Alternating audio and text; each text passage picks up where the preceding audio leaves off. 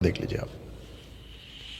और जितने फेसबुक पर हैं मैं रिक्वेस्ट करता हूं खूब शेयर करिए। इवन जो यूट्यूब पे रिकॉर्डेड वीडियो देखेंगे ना, आप लोग भी खूब शेयर करिएगा, ठीक है ना।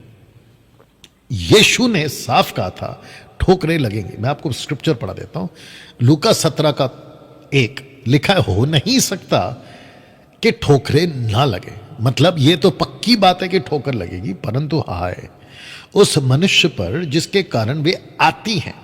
फिर मत्ती 18 का 7 एक अलग एंगल में यही वाली लाइन को, ठोकरों के कारण संसार पर आए। ठोकरों का लगना अवश्य है। ऊपर लिखता है कि ठोकरें तो लगेगी, फिर नीचे लिखता है कि ठोकर तो पक्का है, फिर लिखता है कि हाय उस मनुष्य पर जिसके कारण आती है, और जिस मनुष्य के कारण वो आती है संसार पर हाय। तो इसका मतलब यह हुआ कि लिखा है उस मनुष्य पर। कौन है ये मनुष्य? ऐसे आदमी के साथ आपकी युद्ध है। अब समझे आप, ऐसे आदमी के साथ आपका बैटल है। मेरा तो पक्का बैटल है ऐसे आदमी के साथ।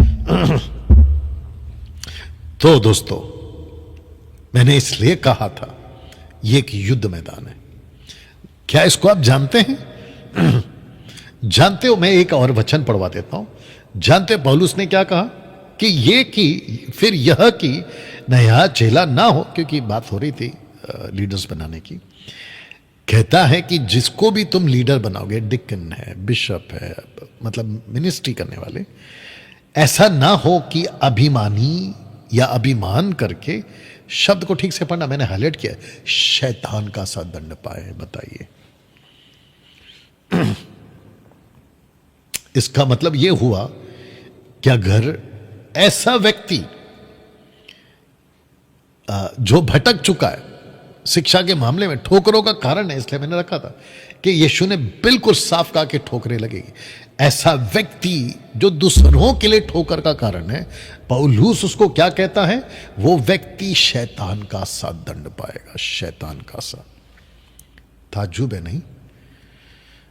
वाह! इसका मतलब यह हुआ कि हमको ये आदमी को पहचानना है और इससे हमारी लड़ाई है। तो मैं इसको रखकर यह भी बता दूं कि कहीं यह आदमी ठोकर का कारण आपका खुद का पास्टर तो नहीं बन गया है, आपके लिए ठोकर का कारण। जिस प्रीचर को आप सुनते थे ना कि मेरा फेवरेट प्रीचर है, मेरा ऑनलाइन प्रीचर है, मेरा तो इंटरनेशनल फेवरेट प्रीचर है, मैं तो इसके अलावा किसी को नहीं सुनता, एक बार जांच लो इसके पहले कि बहुत देर हो जाए। कहीं ये आदमी वही तो नहीं है जो ठोकर का कारण है, जिसको पौलुस कहता है शैतान का सा दंड पाएगा। शैतान का सा दंड मतलब आप समझते हैं? प्रकाशित वाक्य 21वां अध्याय के हिसाब से, जब सफेद सिंहासन के सामने ये लोग सब आएंगे, तो लिखा है कि 1000 साल के बाद शैतान कैद से छोड़ दिया जाएगा। एरमैगडॉन की लड़ाई का समाप्ति के बाद लुसीफर को उठा के अनंत काल के लिए आग की झील में फेंक दिया जाएगा, जिसको कहते हैं गहना। वहां फेंक दिया जाएगा, रात दिन तड़पता रहेगा। जानते हो पौलुस क्या कह रहा है? जो शिक्षा के क्षेत्र में गड़बड़ी करते हैं ना, उनको ऐसा ही दंड मिलेगा। जो टीचिंग को बिगाड़ते हैं ना, उनको ये दंड मिलेगा। तो मैं आपको कह रहा था, कहीं आपका ऑनलाइन टीचर, पास्टर, जिसको तुम बहुत सुनते हो, कहीं वो तुम्हारा ठोकर का कारण तो नहीं है। इसलिए लिखा है कि कौन है ये मनुष्य जिसको कहा है कि ठोकर का कारण। एक बार जरा चेक कर लो, कहीं अनंत काल के लिए जैसा लुसीफर डाल दिया जाएगा, वो सेवक चला जाए। मैं आपको सबका नाम लेना मेरे लिए उचित भी नहीं है, इसलिए मैं नहीं लेता हूं। वक्त वक्त पर जो जिसका ऑपरेशन करना है और पोस्टमार्टम करना है, मैं उसका नाम जरूर लेता हूं, ठीक है ना। आप लोग इस बात को जानते हैं। मार्केट में जैसे गलत चीजें आती है ना, तो लोग एक्सपोज करते हैं कि देखो ये गलत है, ये गलत है, ये गलत है। पुलिस पकड़ती है कि कहां से आ रहा है, लेकिन जो न्यूज़ वाले होते हैं ना, वो बताते ये गलत है, ये गलत है, ये गलत है। सब डुप्लीकेट आ रहा है, ये बता देते वो लोग। वैसे ही मैं कर रहा हूं। आपको जो भी पास्टर, ऑनलाइन प्रीचर, अगर आपको यह सिखा रहा है, बहुत ध्यान से सुनिएगा, कि आपको आत्मा से भरना है, receive the Holi spirit, I will lay my hands upon you and you will receive the Holi spirit और अनॉइंटिंग ऑफ पावर, बस उसी पल समझ जाना कि ये वो ठोकर वाला आदमी है, वो पक्का लूसीफर की तरह नरक में जाने वाला। जिसके चलते मैंने ये पोस्टर रखा हूं कि देख लीजिए, सेवकों का एक बहुत बड़ा झुंड नरक जाने वाला है, बहुत बड़ा झुंड।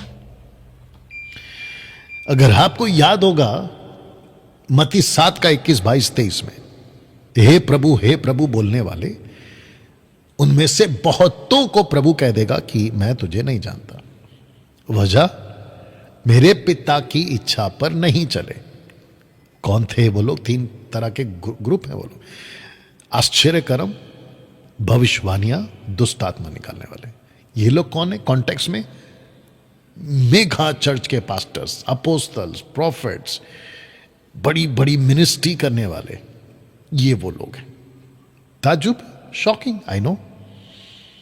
अगर किसी ने भी कहा तर तर तर तर तर तर आत्मा से भरो, आत्मा से भरो, ले लो ले लो ले लो ले लो, fire fire fire fire, finish, वहीं पे आपके लाइफ में धोखा आ गया।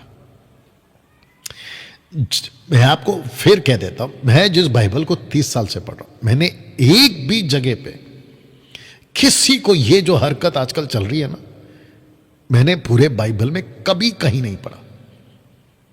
ओके, डैनियल भाई, आपको नहीं पता है, पतरस हाथ रखते थे, पवित्र आत्मा मिलता था, पौलुस हाथ रखते थे, पवित्र आत्मा मिलता था। ठीक है, थोड़ी देर के लिए मान लेते हैं, उस कॉन्सेप्ट से लेके चलते हैं। मेरा ओपन चैलेंज है, 1 लाख रुपए का इनाम दूंगा। किसी ऐसे पास्टर को आज लाके खड़ा करो और उसको कहो, डैनियल भाई ने 1 लाख रुपए का चैलेंज दिया है, उसका हाथ रख के पवित्र आत्मा दिला के बता दो। जैसे पतरस हाथ रखते थे, साफ लिखा है ना आपके, आप नहीं बोला है ना अभी, देखो पवित्र आत्मा मिला। पौलुस ने हाथ रखा, पवित्र आत्मा मिला। ऐसे लिटरली निकाल के बता दो कोई एक आदमी कि देखो उसने ये कर दिया। एक दूसरा, फिर उसको ये भी पूछना होगा वचन क्या कहता है कि जिस दिन हम अपना जीवन प्रभु को देते हैं, इफिसियों 1:13, इफिसियों 4:30, इफिशियंस 1:13, इफिशियंस 4:30, क्या लिखा है? The seal of the Holi spirit, पवित्र आत्मा की मोहर, छाप आप पे लग जाती है जब आप अपना जीवन प्रभु को देते हैं। पौलुस ने क्या कहा?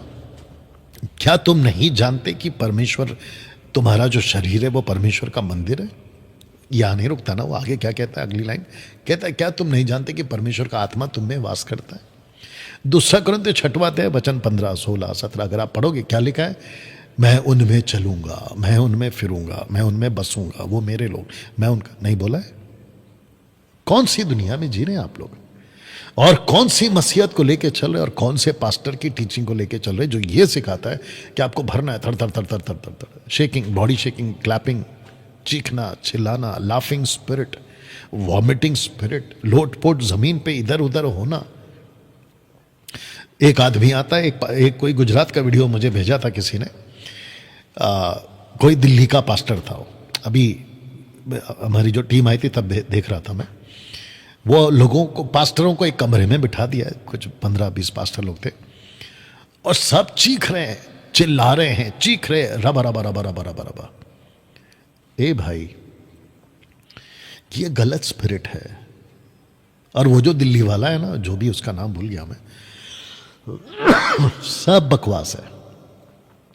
ये जो तमाशा तुम अभी कर रहे थे ना उस वीडियो में उसके पहले उनके साथ में कोई और करके गया है, तो वो जब कर रहा था उसके साथ में, वो भी तो वही बोल रहा था ना, आत्मा ले लो, आत्मा ले लो, धड़ धड़ धड़ धड़ धड़ धड़। वो क्या कर रहा था फिर? और अगर आपको तब आत्मा मिल गया, तो फिर अभी ये दिल्ली वाला आके फिर आपके साथ क्या करके गया? तो सही कौन है, तुम या वो? आपको तब क्या मिला था? अगर वो तब आत्मा था तो फिर अभी क्या मिल रहा है, और अगर तब आत्मा नहीं था तो फिर अभी ये कौन सा आत्मा है? और मैं आपको तीसरा बता दूं कि जब ये दिल्ली वाला चला गया होगा, अभी तो खैर चला भी हो गया, 1-2 महीना हो गया, वापस कोई और आएगा, तुम उसके हाथ से भी उसका भी हाथ अपने सर पे रखवा लोगे कि प्रार्थना कर दो, मुझे आत्मा दे दो।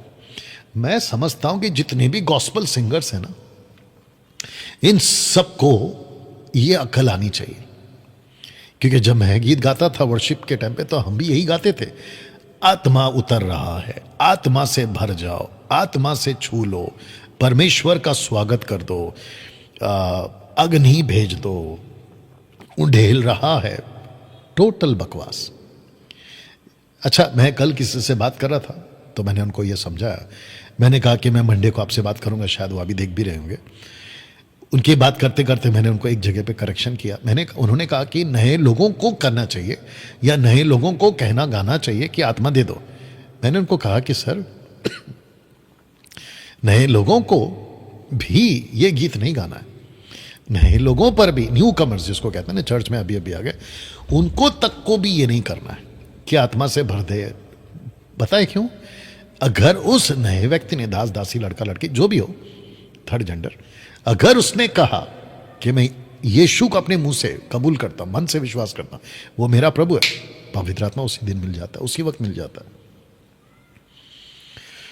मेरे को लगता है कि ये लाइन बोलनी चाहिए किसी पास्टर में, इंटरनेशनल या नेशनल, कहीं का भी हो, भारत के और विश्व के किसी भी कोने का हो, Africa, America, Europe, China country, Korea country, कहीं का भी हो, किसी के हाथ में इतना दम नहीं है या पावर नहीं है कि वो अपना हाथ रखे और लोगों को पवित्र आत्मा दे दे।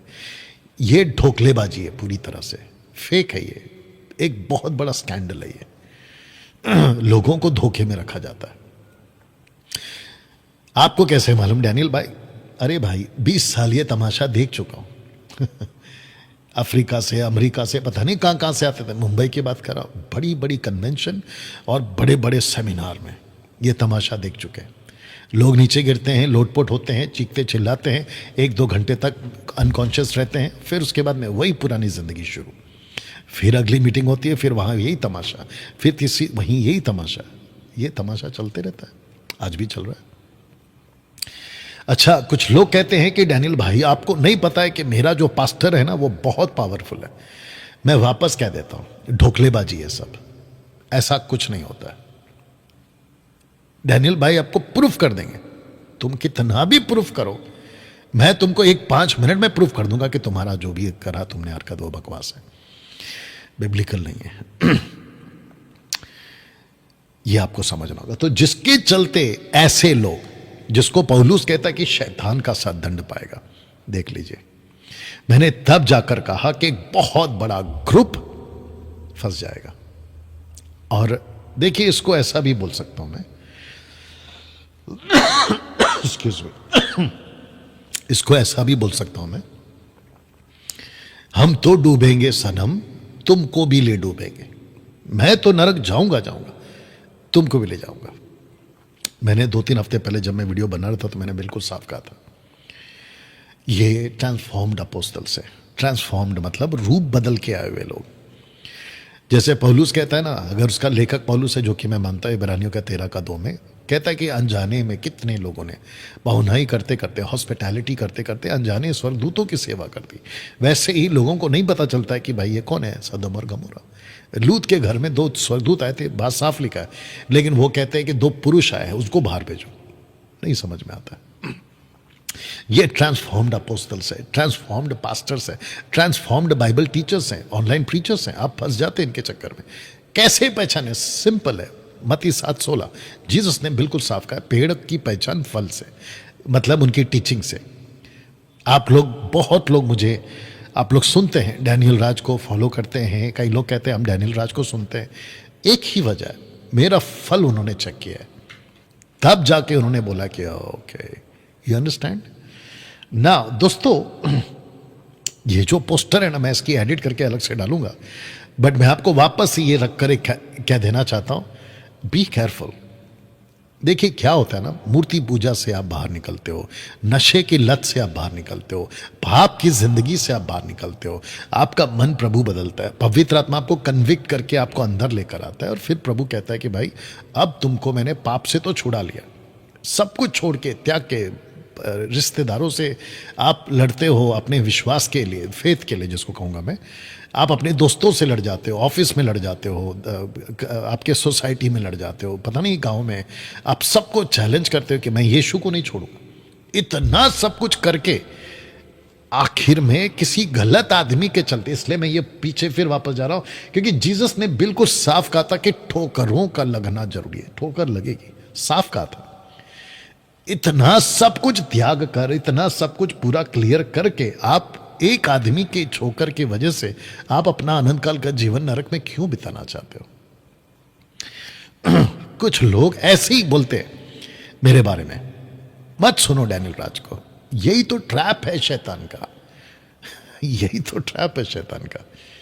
वो एक मिनिस्ट्री है कंचन मित्तल मिनिस्ट्री, दुष्ट आत्मा, डैनियल राज को मत सुनो, अन्य भाषा के ऊपर कुछ तो वीडियो आया था कुछ 1.5-2 साल पहले, मार्केट में यही तो चल रहा है। मध्य आकाश की जो दुनिया, इस पृथ्वी की जो दुनिया और नीचे की जो हेडीज है ना, ये तीनों की तीनों दुनिया की अंधकार की ताकतें मिलकर मुझ जैसे 10 टक्काओं को मत सुनो मत सुनो मत सुनो, यही तो प्रोपागेंडा चला के रखा है। मेरे को बहुत लोग कहते हैं कि डैनियल भाई आपके नाम से अनाउंसमेंट होता है चर्चों में कि डैनियल राज की वीडियो मत देखो। बताओ क्या दहशत है। इसलिए ये सुनने का अभी रखूंगा मैं, जिसके कान है वो सुन ले कि आत्मा कलीसियाओं से क्या कहती है। इसका मतलब ये है कि आत्मा बात नहीं करेगी, मुझ जैसे लोग ही बात करेंगे। और यही लूसीफर कहता है मत सुनो डैनियल राज को। क्यों? क्योंकि आत्मा से भरा व्यक्ति है, पवित्र आत्मा की आवाज है। बैठ के सोचो ना। अच्छा, अगर किसी ने आपको कहा अगर सुन लोगे तो फंस जाओगे, ये भी तो पॉसिबल है ना कि अगर सुन लोगे तो बच जाओगे। कहीं ये भी तो पॉसिबल है ना कि जो तुम जहां भी जा रहे हो तुम वहां पहले से फंस गए हो, मैं तुमको वहां से बाहर निकालने वाला प्रचार कर रहा हूं। ये भी तो हो सकता है ना। देख लो ना, एक बार चेक कर लो क्या फर्क है। आपके पास में जो आपकी लैंग्वेज की बाइबल है, इंग्लिश है, मराठी है, हिंदी है, पता नहीं दुनिया भर की आपके पास में लैंग्वेजेस होंगे, उसमें चेक कर लो ना जो आप तुम पढ़ते हो कंफर्टेबली। चेक करो ना, टैली करो, आपके लोकल पास्टर को टैली करो, मेरे को टैली करो, चेक करो कि कौन सही है कौन गलत है। क्या फर्क पड़ता है। एक हवा चला दी है कुछ 2-3 सालों से, एक हवा चला दी है, मत सुनो डैनियल राज को, मत सुनो। अरे भाई, अगर दम में बैठ के, अच्छा ये लोग क्या कहते हैं पता है, ये पास्टर लोग जो अनाउंसमेंट करते हैं कहते हैं कि अपने चर्च को मत सुनो। मेरे को अच्छे से पता है ये लोग खुद बैठ के मेरे को सुनते हैं। उनको कहते मत सुनो, ये खुद बैठ के सुनते हैं। और कई लोगों ने तो अपनी टीचिंग तक सुधारी है मुझे सुन सुन के। एनीवे, या